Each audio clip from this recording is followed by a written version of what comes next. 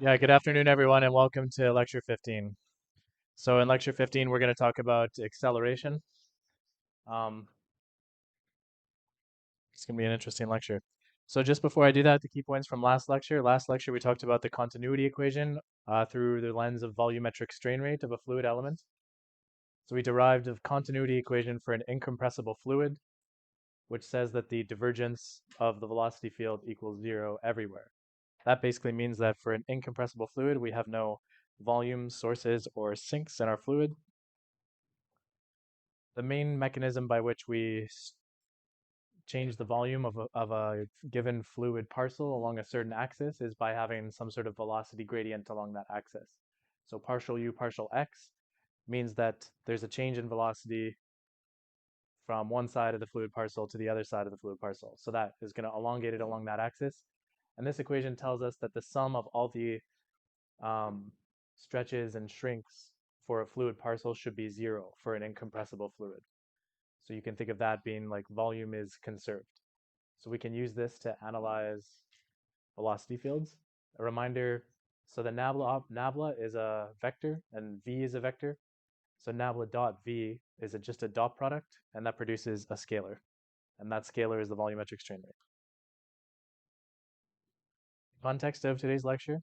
So we're almost at the end of module 2. So in order to write F equals ma for a fluid element, we need to know how to write A. And today we're going to learn how to write the acceleration of a fluid element. Okay, so our learning objectives are to explain how a fluid parcel can accelerate in a steady state Eulerian field. We're going to derive the material derivative. We're going to interpret this material derivative, the two different components of it. And we're going to see that this material derivative allows us to convert between Eulerian and Lagrangian perspectives. Okay.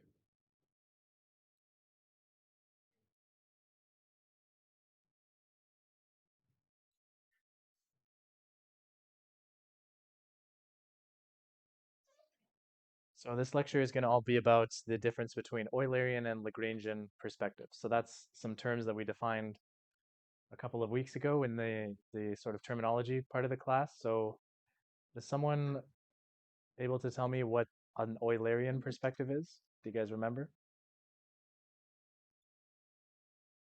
Yes, please, man. That's okay.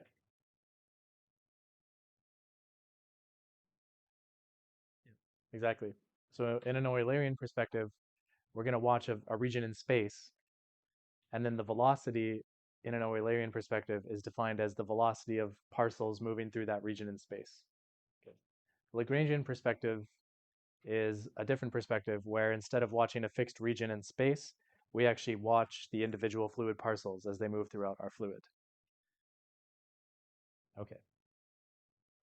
So from the perspective of maybe your previous kinematics or dynamics classes,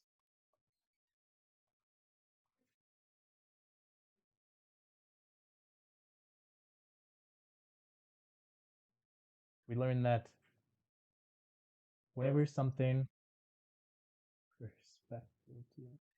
we learned that whenever something's velocity changes, that's called an acceleration.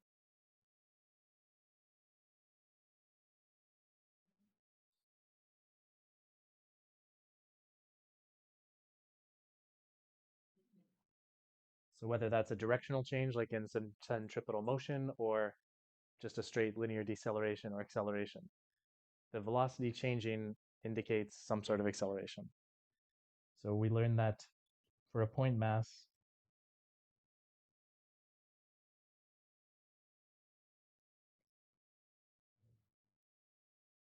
acceleration is the derivative of velocity with respect to time. So this is from dynamics class, really nothing new here. Acceleration is the derivative of velocity with respect to time. So this is actually a Lagrangian perspective.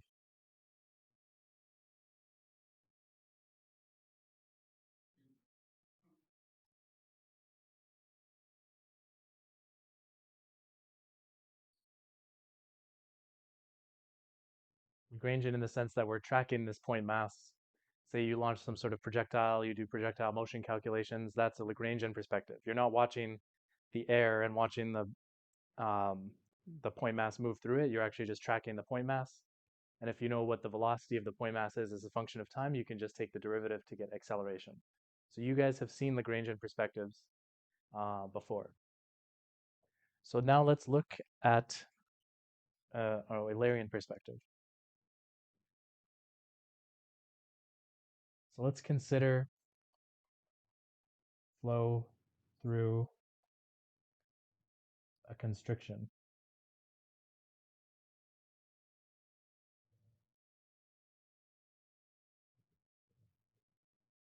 So say we have some duct or pipe, whatever you call it.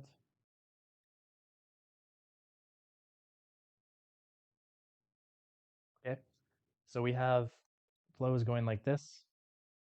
So we have some sort of constriction here.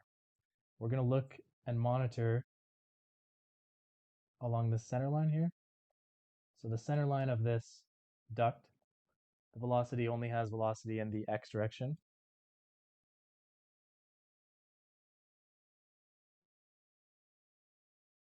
We're going to check a couple of different points in space here using an Eulerian perspective. So we're going to check point A, point B, C, and D.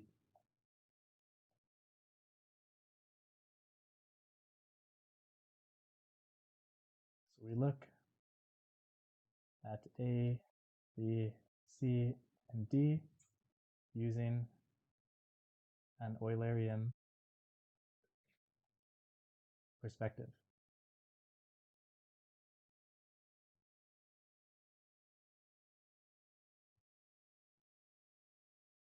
Okay. So this section of the duct here is the uniform section. So there's no change in cross-sectional area. And this is the converging section. Now we haven't really seen much of problems like this, so you might have to take my word a little bit for it. But when you have a cross-section area that starts narrowing, the fluid velocity gets higher. So since the cross-sectional area in the uniform section is constant, the fluid velocity at A and B will be the same. And then at C, the velocity is a little higher because it's constricted a bit. And then at D, it's even higher because it's constricted even further. So we're going to plot some time histories now. So if we assume that there's no change in the inflow velocity, we get this. Say u is a function of time.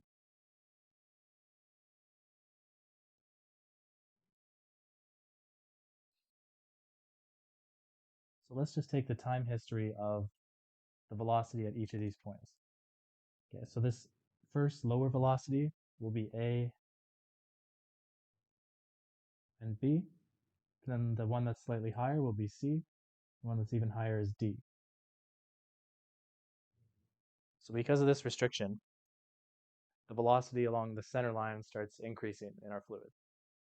There's no restriction between A and B, so the velocity is going to be the same there. So what is, based on this time history plot, which we would get this time history for a real flow if we just had a constant inflow, mass flow rate, volume flow rate. So the derivative partial u by partial t, someone know what that would be of these functions? It's not a trick question. So these are functions, u as a function of t. So what is partial u of partial t of these lines? 0, right?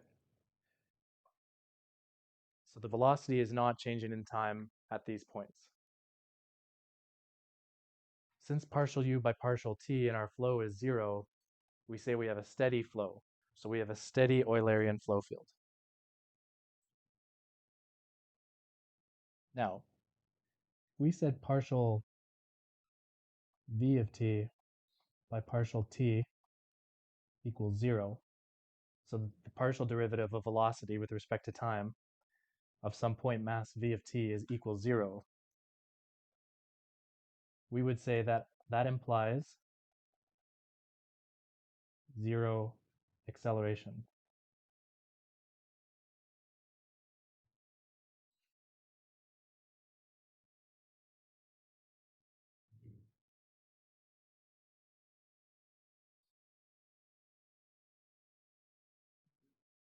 Okay, so let me just take a step back. So in this duct problem, we're going to analyze the velocity field from an Eulerian perspective, aka we're going to watch these points in space. And we take the partial derivative of the velocity at those points in space with respect to time. And that's zero, because this flow field isn't changing with respect to time. If the velocity of a point mass wasn't changing with respect to time, we'd say that point mass isn't accelerating. But from a Lagrangian perspective, the parcels at C and D, they're moving faster than the parcels at A and B. So they must have accelerated. So this is where we link Eulerian and Lagrangian flow fields using more than just partial by partial t. I'll explain what that means right here. Okay, so yet the parcels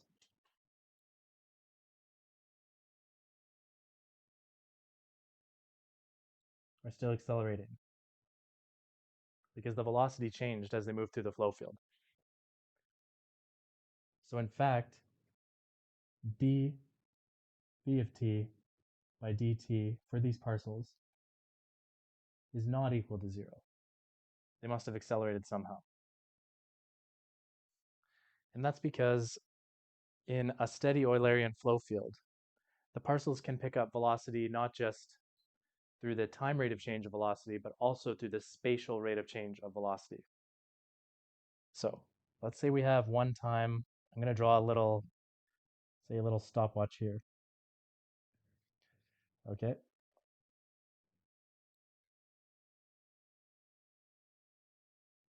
Say we have a parcel here and it moves over here.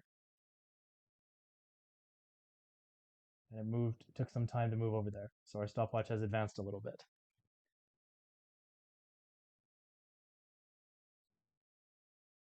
So there's a spatial rate of change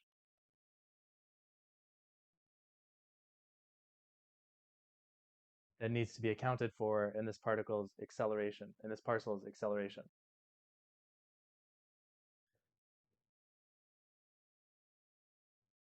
So now we're going to look at Lagrangian perspective.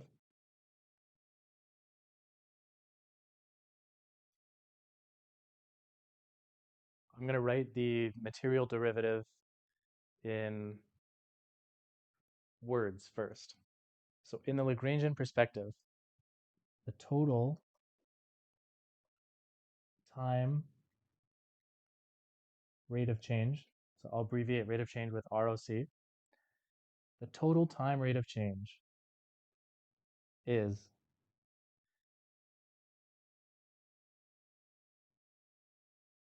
the local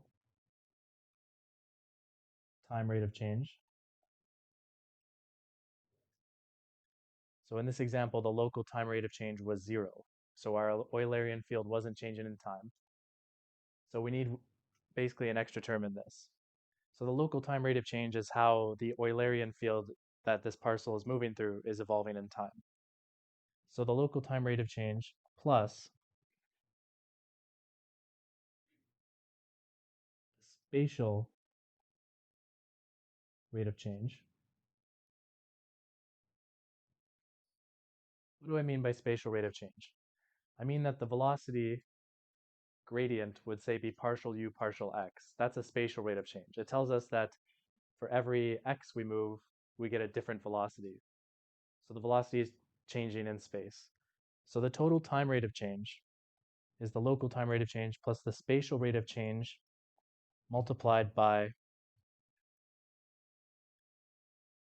how fast we move through space.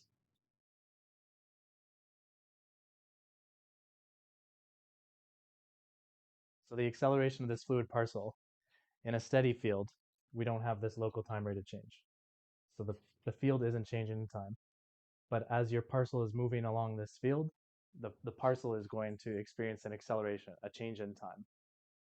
And that acceleration will be due to the spatial rate of change times how fast we moved through space. So if you have a certain spatial rate of change, but you're not moving very fast, you're not going to gain that much change. But if you're moving a lot faster, then you'll change a lot faster.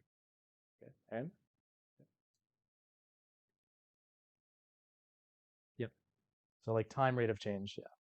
It's like a dash, yeah. It's not a minus. Okay. So this is the material derivative in words. So we say d, say v of t. I guess I should indicate this as, I'm just going to indicate this as an operator. Okay, so the total time rate of change, we use uppercase d's to indicate the material derivative, is the local time rate of change, so partial by partial t, plus the spatial rate of change, which is partial by partial x, times how fast we move through space, is just a fancy word for the velocity, so times u. So this is the 1D case. This tells us the rate of change of something following a fluid parcel as it moves through an Eulerian field. So this is I know this is quite a confusing concept, so I'm going to explain this with a lot of different examples. So this is just kind of a generic operator the way I've written it right now, but the acceleration of a parcel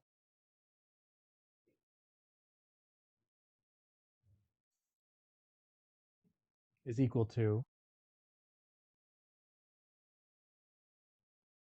just the derivative. I'm using lowercase v of t parcel. Okay, this is just for a point mass. The acceleration is equal to the derivative of the velocity as a function of time. But in our Eulerian flow field, a velocity is a function of space and time. So the time rate of change of velocity of a parcel is the material derivative of the velocity field, the Eulerian velocity field.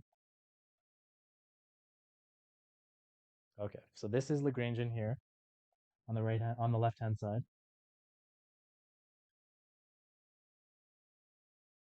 And this is Lagrangian because this v of t is of a parcel. The right hand side is Eulerian because this is a velocity field in an Eulerian sense. Okay. So if you take the material derivative, which is what this is called,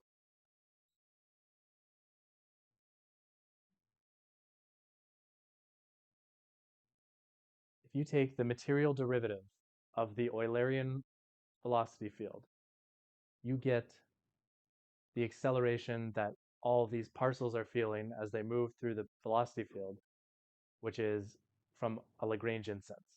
So the material derivative of an Eulerian field gives you the Lagrangian perspective. So I'm going to play, I have this simulation that I showed you guys last time where we were doing boundary layers, but I've recreated this duct flow. Okay, so right now we're looking at a velocity field that's running through the constriction in the duct, and it's colored by, I believe, the x velocity component. So the higher color means that there's a higher x velocity at the constriction in the duct, and you can see it starts getting more red as we start constricting. Okay, so this flow field it doesn't look like it's running, but it is running because it's steady state. So we have a steady state Eulerian flow field here.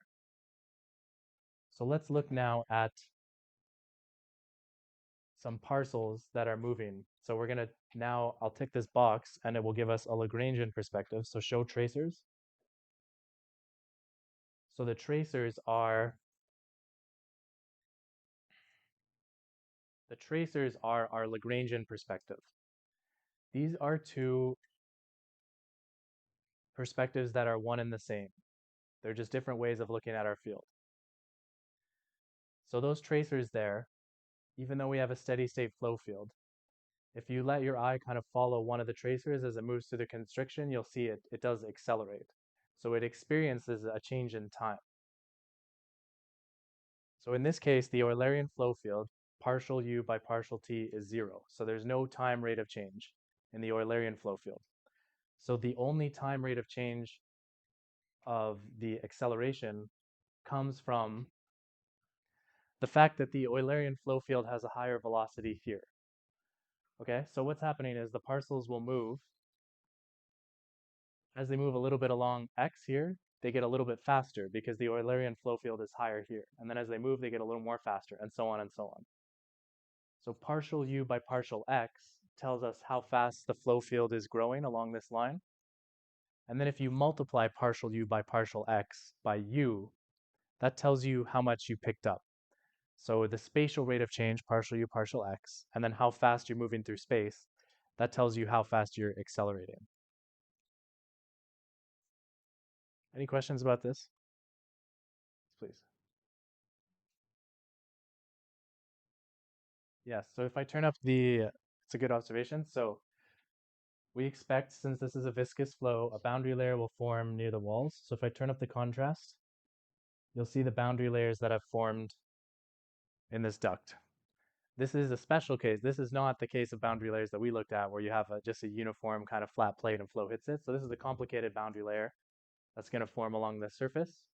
But yes, you do get a boundary layer here. And you can notice in the boundary layer, the parcels are moving quite slow, as we expect. So any questions about this, again, on the material derivative of this? Yes, please. The spatial rate of change is partial u, partial x, where u is the Eulerian field.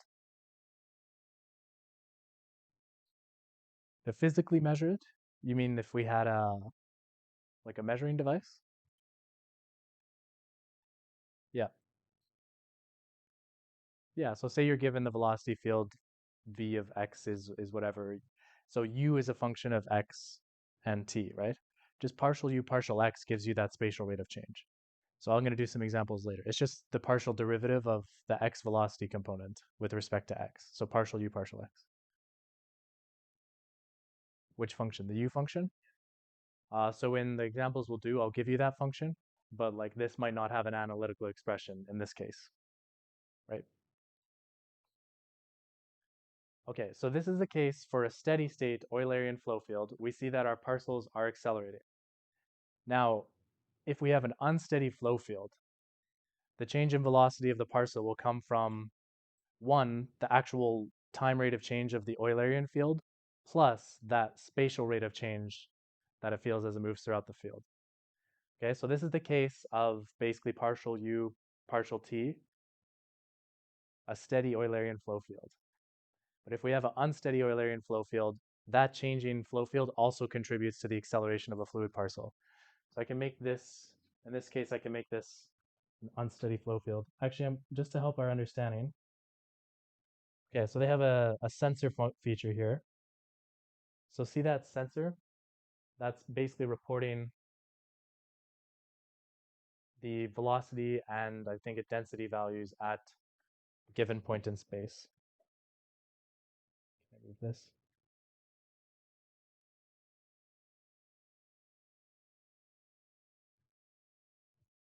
I don't think it'll let me move the sensor. Okay, that's fine. So yeah, we have a steady state Eulerian flow field here. So the only acceleration the parcel feels as it moves along is coming from it's moving through a changing velocity field. So its velocity has to change. That's what the acceleration is.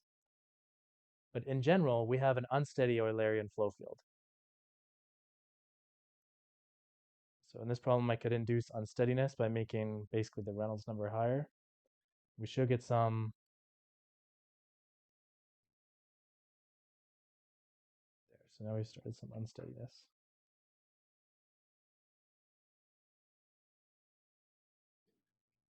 Okay. So now see our flow field is changing in time. So the acceleration that our parcels are feeling is now coming from the time rate of change of the Eulerian flow field plus the spatial rate of change that they've gained moving through space. That's what the material derivative tells us. So any questions about this? This is a very difficult concept to wrap our heads around. Maybe I'll give one more example. So the material derivative isn't just about velocity. It tells us from an Eulerian perspective how any variable changes. Or sorry, from a Lagrangian perspective, how any variable changes as you move through an Eulerian flow field. So let's say like in this room we have some sort of productivity field. Okay, so maybe I'm gonna do this example here. So maybe at like the front of the room, these people are more productive. Okay? Maybe at the back of the room, I'm not saying this is true. I'm just giving this as an example. Maybe at the back of the room, you guys are a little less productive. Say I'm very perceptive of the productivity. So I'm as productive as the people around me. Even though you guys say your productivity is constant with respect to time, your productivity is also constant with respect to time. If there's a velocity field, as I'm moving from the velocity field will convect me, say, from the front of the room to the back of the room. I'll feel a time rate of change in my productivity, right? Because I'm heading towards an area of lower productivity. So in this case, we have a steady state productivity field in the room, but so I'm a Lagrangian perspective, I feel a time rate of change.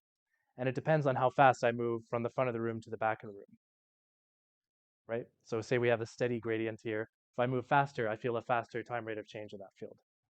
Now, how the unsteady productivity field would work, let's say like the people at the front of the room are drinking coffee and their productivity is going up over time. And the people at the back of the room have just had like a very big lunch, so their productivity is going down over time. So I feel an even greater difference in productivity as I move from the front because the time rate of change, as I say, take one step, I have to account for the time rate of change in productivity from these people plus the change that I gain moving through the room. So that's basically what the material derivative is. So if that variable is velocity, then it gives us the acceleration. So any questions about that example? Okay.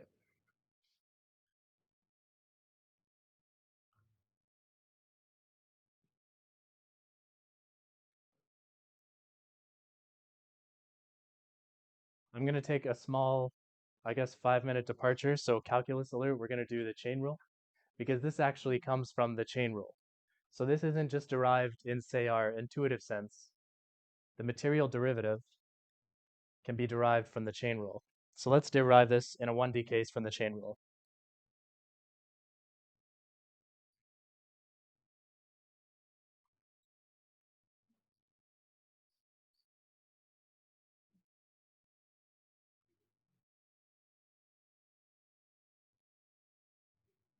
Derivation from chain rule. Okay, let's say our velocity field is just u of x and t I hat. So we have just flow in the x direction.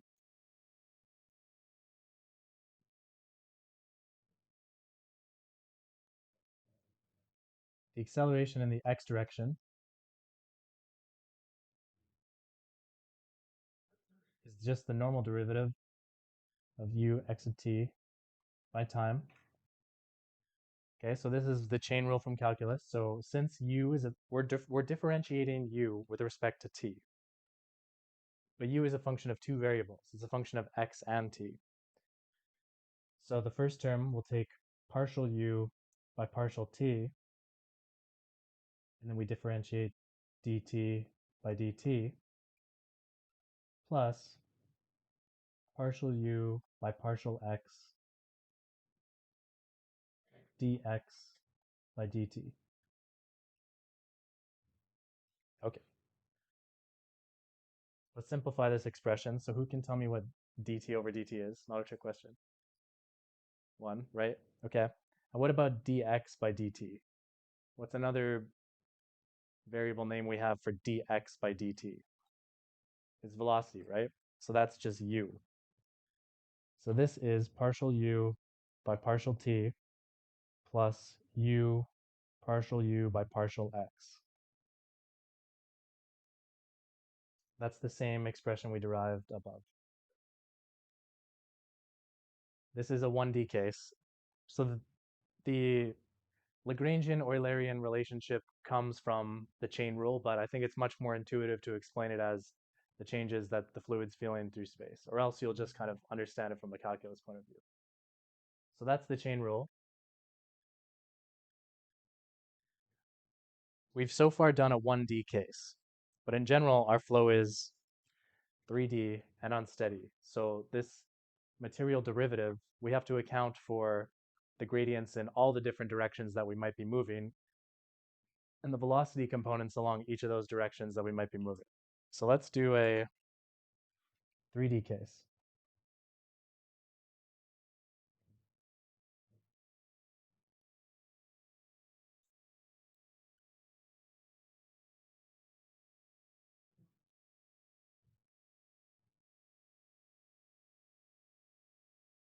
So now our velocity vector, we're just going to leave this as kind of a generic v equals v of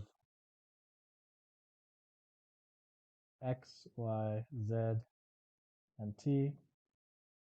And that's going to be u of x, y, z, t I hat plus v of x, y, z, and t j hat w x, y, z, t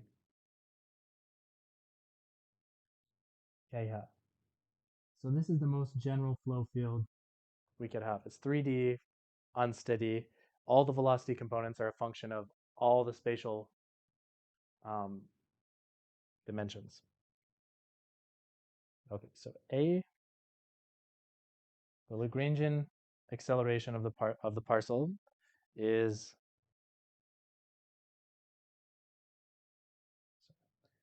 the material derivative of the velocity field. So that will be partial v by partial t plus u partial v by partial x v partial v by partial y plus w partial v partial z. Okay, so v with the arrow is the velocity vector. It's different than v without the arrow. They're not related. V without the arrow is a component of v with the arrow. Okay, so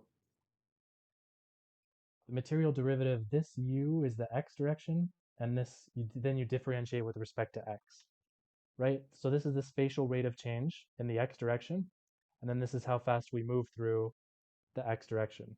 Likewise, so this is the spatial rate of change in the y direction, and this is how fast we move through the y direction. Same thing with the z direction.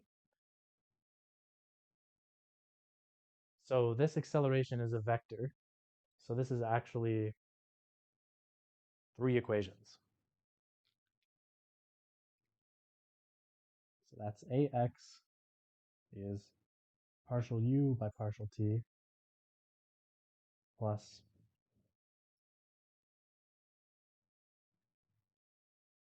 u partial x plus v partial. So we're on the first component of our vector. So we do v partial u by partial y. So the acceleration, before I keep writing terms, the acceleration in the x direction will be how much these velocity components, the x velocity components, all change as we're moving. So that's why it's v partial u by partial y. So we want to see how much u changes in y. And we move through y at a speed v. Okay. So plus w partial u by partial z. So that's our x acceleration component. Our y is partial b partial t plus u partial v partial x plus v partial b by partial y plus w partial v by partial z. Okay, and I want to get to some examples, so I'm not going to do the z one. But in general, like just think about the y acceleration should be how much the y velocity is changing, right? So we get, if the y velocity changes along the x direction, which is partial v partial x, and we move a certain amount along the x direction, then we're going to change the y velocity at that rate. Okay. So the generic operator for the 3D case for the material derivative is this.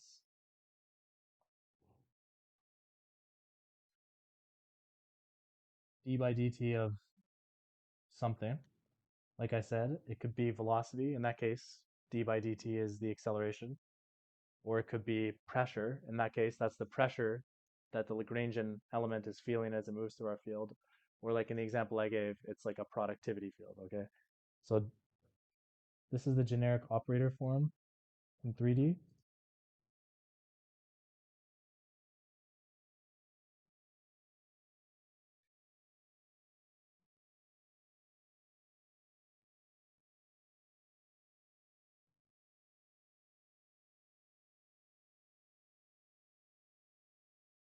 So those open brackets are whatever we want to operate on. So this is the operator that you apply to an Eulerian field to get a Lagrangian perspective. Okay, so let's do an example. Before I move on, are there questions about that?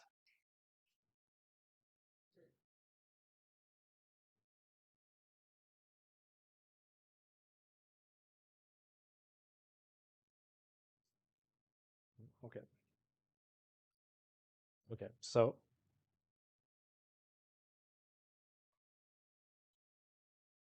given some Eulerian field, V is 3t I hat plus xz j hat plus ty squared k hat. So this is an Eulerian field.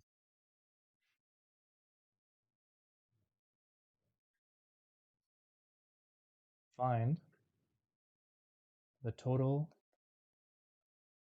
acceleration of a parcel. So the total acceleration of the parcel, A is, again, the material derivative of our velocity field.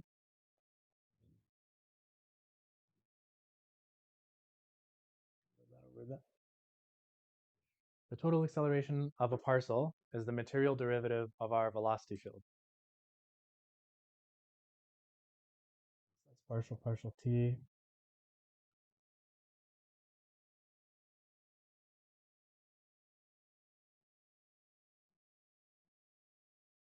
Cu partial by partial x v. V partial by partial y v. So this is the definition I wrote above, the operator form, and we just replaced the variable that we're operating on with velocity. So acceleration is a vector. It has three components, right? Velocity is a vector. It has three components. The reason that the material derivative tells us the time rate of change of whatever we're operating on, and it has the same sort of dimension as whatever we're operating on. So in this case, we operate on velocity, and we get a vector. Because velocity is a vector, we get a vector there. When we were talking about the productivity field in this room, that could be a scalar field. It doesn't really have direction. It's just kind of higher over here, low over here.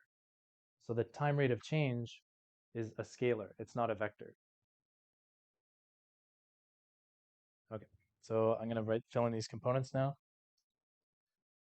So partial by partial t of v is 3 I hat plus y squared k hat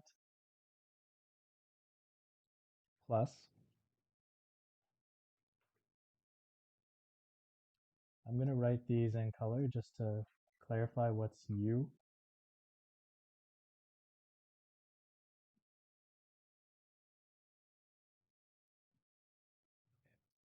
So U is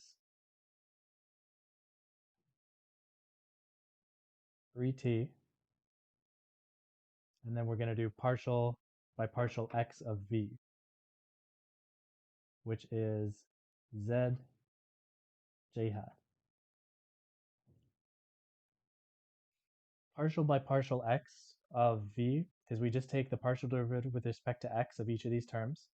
So this first term doesn't depend on x, so that's 0.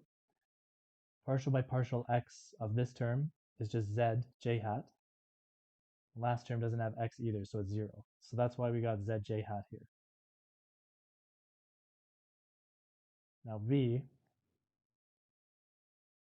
is the second thing here, so that's xz. And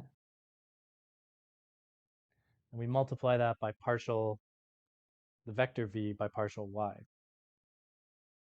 So when we do that, we only get 2ty k hat.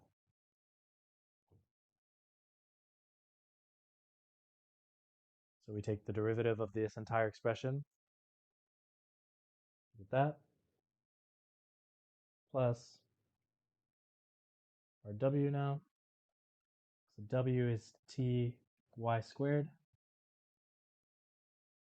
We multiply this with partial by partial z of our vector v. That is going to give us x j hat. Okay, so that means that A is. So now, just to make things nicer, we're going to group all the things that are I hats with I hats, j hats with j hats, and k hats with k hats to get our three components. So we get 3 I hat plus 3 tz j hat. Sorry, the 3tz plus txy squared j hat plus y squared plus 2t xyz k hat.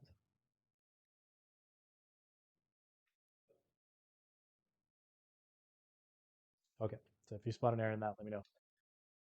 Okay, so we've solved the problem. We have the acceleration of a parcel, but this is kind of like what parcel are we following? How do we know what parcel we're following? We've actually computed a Lagrangian field. You can think of it like that. So we've computed a Lagrangian function now that if you pick x, y, and z and t, you get the acceleration that the parcel at that location and time is feeling. So this is an expression for anywhere in your flow field. You can compute the Lagrangian acceleration of that parcel. Any questions on that example?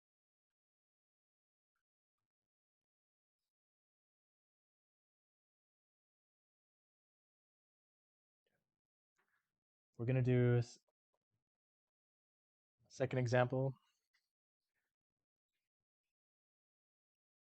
So given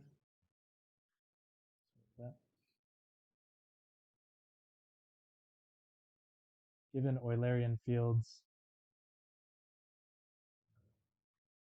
so some pressure field P equals x, y, z, and some velocity field, which is 2 I hat plus 3 j hat plus 4 k hat. The question is calculate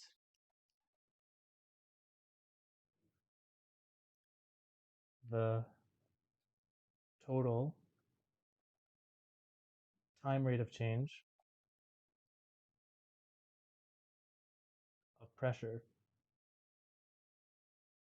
for a fluid parcel. So maybe it's important to know the pressure as a function of time for these parcels that we follow in our fluid. So what we do, the total time rate of change means basically the Lagrangian perspective pressure for a parcel. So we replace in our operator here, we replace pressure in all of those brackets.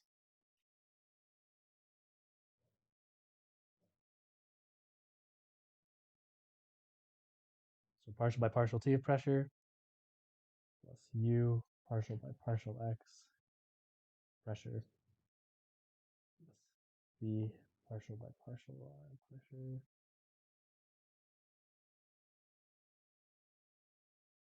Okay. So do we expect, I have a question now for you guys. Do you expect the output of this to be a scalar or a vector? The time rate of change of pressure. Scalar, right? Because we're operating on a scalar. The material derivative doesn't change. It's not like a gradient where it takes a scalar and turns it into a vector. The material derivative just returns the same order of whatever you put in it. So the time rate of change of pressure is just going to be some sort of scalar function that tells you how quickly pressure is changing. Okay. So the pressure field doesn't depend on time. So that will be 0. The U we have is 2.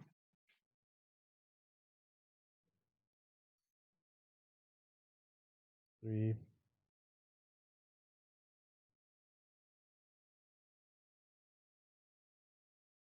Okay. So these are just the partial P by partial X is YZ, partial P by partial Y is XZ, partial P by partial Z is XY.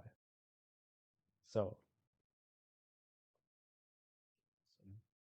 dP by dt is 2YZ plus 3XZ plus 4XY. So if you know X, Y, and Z, you can calculate how fast the pressure felt by the parcel at that location is changing in time. So let me just summarize. Okay, so we started by trying to basically relate Eulerian and Lagrangian perspectives. We know our parcel moves, our parcel that we follow will be in a Lagrangian perspective, and it's going to move through our Eulerian field. Even though our Eulerian field might not be changing in time, the parcel can experience a time rate of change because it's moving through a field at some certain rate. So it feels the time rate of change. This leads us to the material derivative, which if you take the material derivative of a Eulerian field, you get a Lagrangian perspective.